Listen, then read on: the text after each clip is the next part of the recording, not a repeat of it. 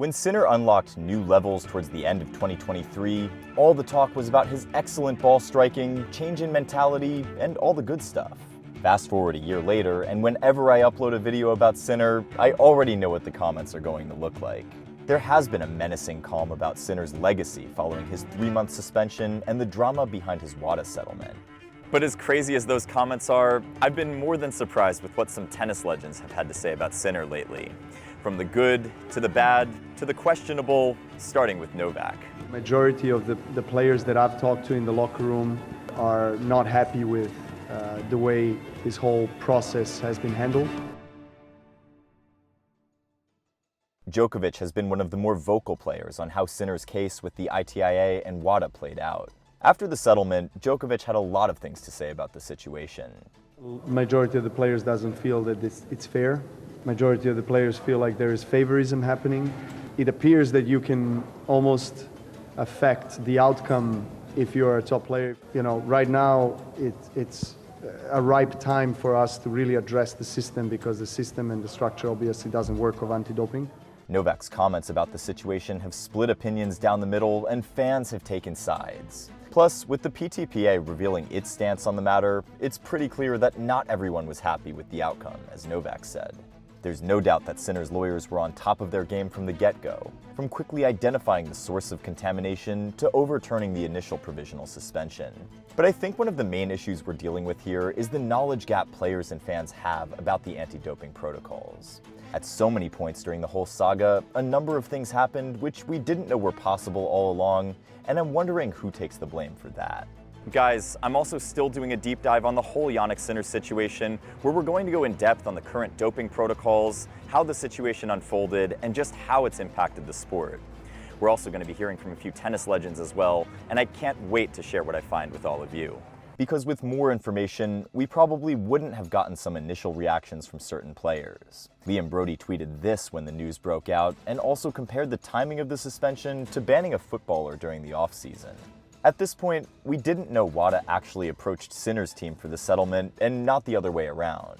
Case resolution agreements have been around for 4 years, and more than 67 cases have been resolved this way. I didn't know about that either. But the craziest part of this whole situation is that these settlement discussions between Sinner and WADA have actually been going on since last year, and someone got tipped off. Speaking on the Renee Stubbs podcast, Andrea Petkovic revealed that a few months earlier in Turin, she came across a couple of journalists who already seemed to know the WADA case was going to go down the settlement path. Spoke to a few Italian journalists, and they told me that Jannik will be suspended between Australian Open and French Open.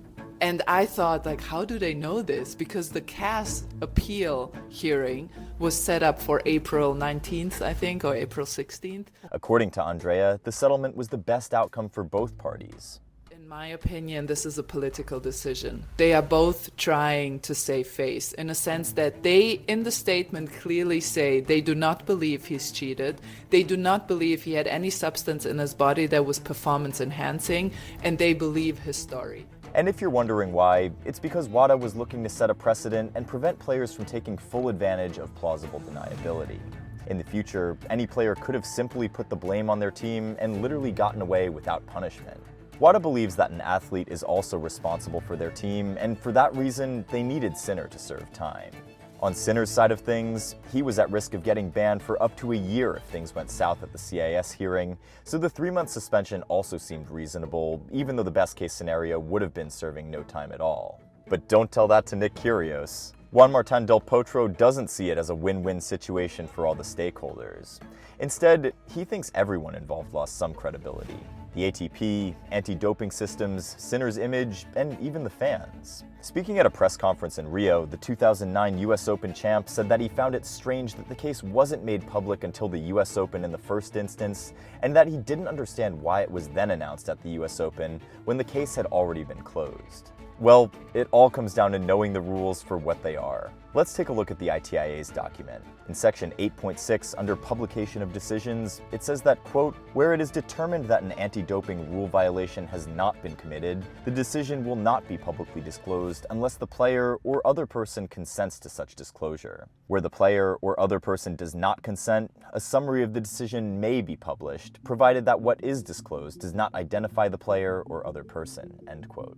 So there you go.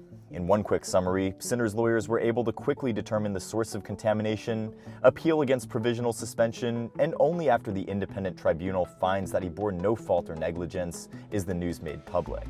But let's take a look at the timelines for even more clarity. On April 4th, Sinner is notified by the ITIA of an adverse analytical finding and is suspended provisionally on the 4th of April. That same day, his team identifies the source of contamination and applies for the ban to be lifted. The ban is lifted the following day. 2 weeks later, Sinner is informed of a second AAF and responds with yet another successful application to lift his provisional suspension. The ban is lifted after a couple of days. 1 month later, on May 30th, the ITIA formally charges Sinner to court. On June 19th, Sinner's legal team submits documents with detailed explanations on how the positive tests came to be. The case is then heard by an independent tribunal on August 15th. Jannik is cleared a few days later. Finally, the news is made public for the first time on August 20th. WADA then files an appeal on September 26th to the CAS seeking a 1 to 2 year ban. They argue that finding Sinner bore no fault or negligence is incorrect.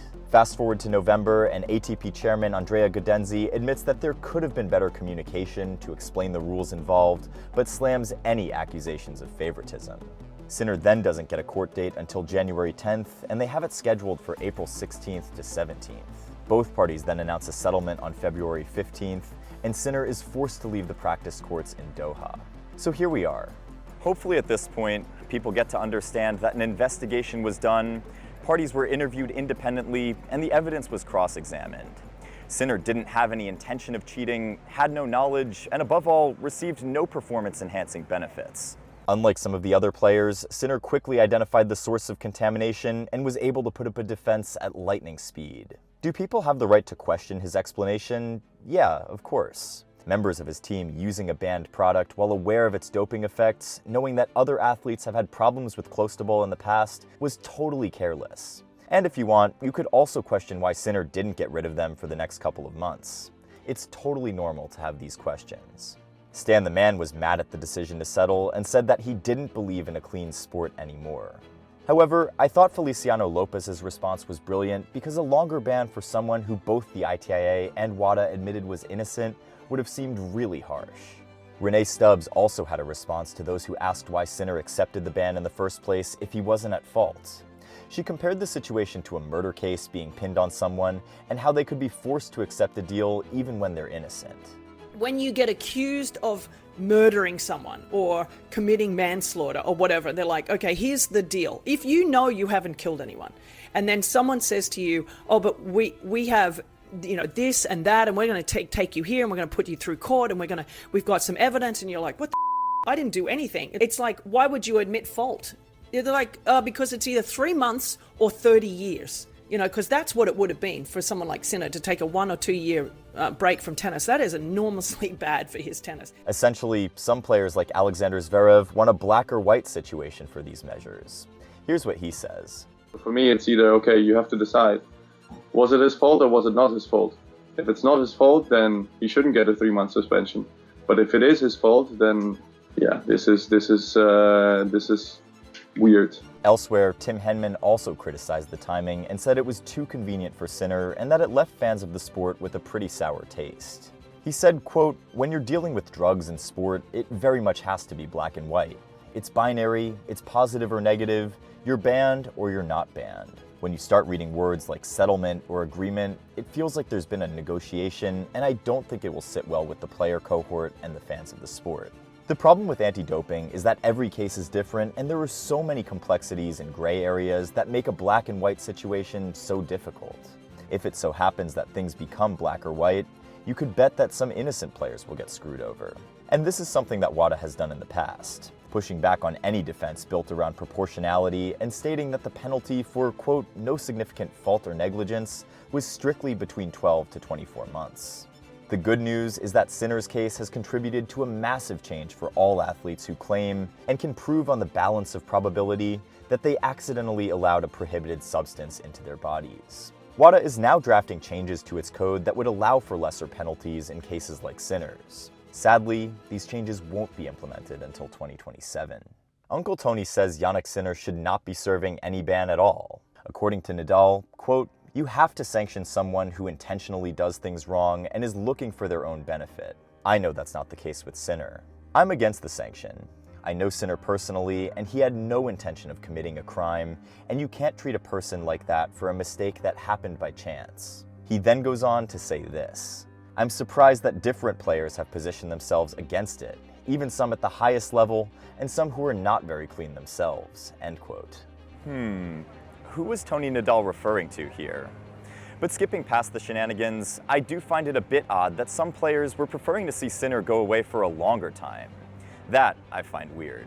Tara Moore unfortunately suffered extensive punishment for 19 months after eating contaminated meat and had to spend over 200,000 pounds before being found innocent. Sharing her opinion about the Jannik Sinner case, she wants every player to be treated the same, but she doesn't believe that would happen. I have to agree with Tara. It definitely seems like there's a double standard when it comes to how players are treated, especially when you look at their rankings and where they're from even.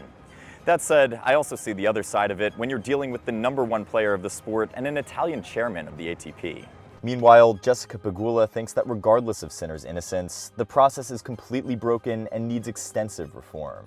The process just seems to be completely, not a process. It seems to just kind of be whatever decisions and factors they take into consideration, and they just kind of make up their own ruling. And I don't really understand how that's fair for athletes, how it's fair for players. On top of that, she's questioned the power that these organizations have to ruin an athlete's career. I feel like they have so much power to ruin someone's career as well. And I think there needs to be something done about that, because it just seems really unfair. And I don't think any of the players trust the process at all. With tennis being a sport where the players are independent contractors, it's a lot more difficult for them to fight against rules or stipulations that do not favor them as a single unit, unlike in team sports. 1997 US Open finalist and former world #4 Greg Rusedski has also questioned the consistency and transparency of the process. And if there's anything we can all agree on, it's the fact that careers have been ruined in the past by the anti-doping system. But with everyone pushing for reforms, I can't say I know for sure that there's a silver bullet to the anti-doping problem in tennis. Have we agreed on how TUEs should be used? Because a lot of players seem to be using Adderall, and not everyone's cool with it. I personally don't think tennis is clean. I'm more on the case of the players that are able to take Adderall, and I'm like, okay. What supplements can one take? What extent of responsibility should a player have for their team's actions? Should the team members of a player also take the fall when a player fails a doping test, instead of continuing to work freely? We could go on with the questions, but let's continue with some more opinions. Speaking on the Nothing Major podcast, Steve Johnson, Sam Querrey, and Jack Sock all had their takes on the situation. Here's what Steve said. All of it smells fishy to me. What I don't care for is, the saga that this went through, the ups and the downs, the somewhat favorable treatment I felt as if he got from his position. Jack Sock also had his take on the situation. The whole thing is ridiculous to me. I don't think you can have a Mikael Ymer type player who basically gets suspended for a year or two and has to retire from the sport because he missed 3 tests, and then you have a player, just because he's a top player, fail a drug test and only get 3 months. None of it makes sense to me. And so did Sam Querrey. But you're right, it just seemed a little too convenient. He gets to come back and play Rome. He's still going to be ranked #1 in the world. French former player and 2013 women's Wimbledon champion Marion Bartoli was also mad at the timing of the ban. Speaking on her RMC Sport radio show, Bartoli argued Sinner will only miss tournaments that have no importance for him. As we can see, most of the questions were aimed at the systemic issues, the timing of the ban, and what looked like a lack of transparency, not necessarily about Sinner's innocence. It's important to get that out of the way. I should also mention that judging situations is part of our intrinsic qualities as human beings, so these questions definitely need to be asked. But the most important thing after the questions are asked would be to examine the facts as they are and see whether or not they add up. Casper Ruud and Chris Eubanks have shown solidarity with Sinner, saying that they find him innocent. But Ben Shelton has decided to stay away from the talk altogether. Our man just wants to play tennis. Yeah, settlement's over, case is over. I'm just glad that we can play now. Who else have we got? Alexander Bublik wasn't too pleased with the outcome. He said, quote, "If we could all negotiate like Sinner did, it would be really great. If there is that possibility, all players must be treated equally." Both sides have stated that they've reached an agreement. How was it achieved? On what assumptions? Whose initiative was it? Is it a possibility open to everyone? I think I would have been suspended for 4 years if I had been in a similar case, end quote. Granted, many of the players reacted before we got the news that WADA actually approached Sinner's team with the deal in the first place. So I think we have to keep that in mind because it basically means that Jannik didn't go seeking out some kind of backroom deal. WADA actually approached Sinner's team twice, and it still took a lot of convincing to get Sinner's team to agree.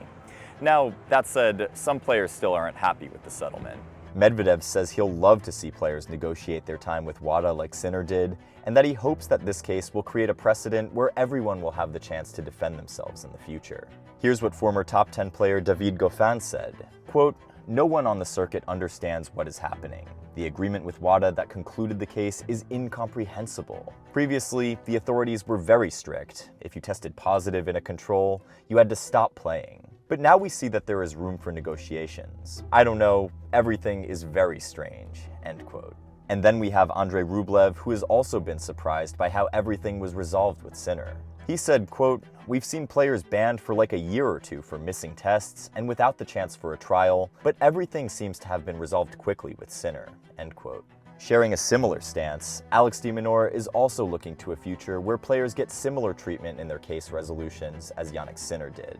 Something that we've never seen, and I guess if someone else or the next person is in a similar position, I hope we see the same option. Because of how wildly different doping cases are, it's hard to say if there will be a similar treatment for certain players. What if the concentration levels of a banned substance don't add up? What if the ITIA doesn't find their story believable? And what if they actually do bear some fault or negligence? That changes everything, but I guess we'll find out. Former world number 1 and 2-time major winner Evgeny Kafelnikov has been one of the biggest critics, but saying that every player should boycott playing Sinner when he returns to the tour, man, I don't know about you, but that's atrocious. It doesn't solve any problem. According to Sinner's lawyers, Jannik says he feels he was treated pretty rough, but he accepts that everyone has the right to their own opinion. He's probably referring to the fact that apart from the 3-month suspension, he didn't get much solidarity or support from the other players. We also now know that the Laureus Academy has withdrawn Sinner's nomination for this year's Laureus World Sportsman of the Year. Regarding his training, he'll be allowed to train at home in Monte Carlo because it's a private club, with the exception coming during the Masters 1000 tournament that's played there. So what conclusions can we draw from all of this? First, it's that the world of anti-doping is super complicated and the learning process seems continuous. There's a lot of nuance to it, and with all these opinions flying around, it's pretty clear that no resolution is going to completely satisfy one side or another. That said, throwing conspiracy theories around that Sinner is a doper and a cheat, and that Italian tennis is corrupt certainly doesn't help anyone.